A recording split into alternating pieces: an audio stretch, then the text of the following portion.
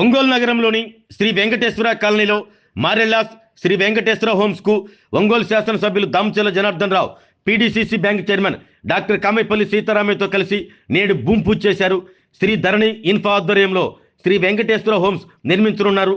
భూమి పూజ చేసిన అనంతరం ఎమ్మెల్యే దామచర్ల జనార్దన్ రావు మాట్లాడుతూ వెంకటాద్రి, గరుడాద్రి, నారాయణాద్రి, అంజనాద్రి పేరుతో 4 బ్లాకులు నిర్మించడం పట్ల నిర్వాహకులను అభినందించారు. పూర్తి స్థాయి వసతులతో అధునాతనంగా నిర్మిస్తున్న శ్రీ వెంకటేశ్వర హోమ్స్ ను ప్రజలు ఖచ్చితంగా ఆదరిస్తారంటూ తెలిపారు.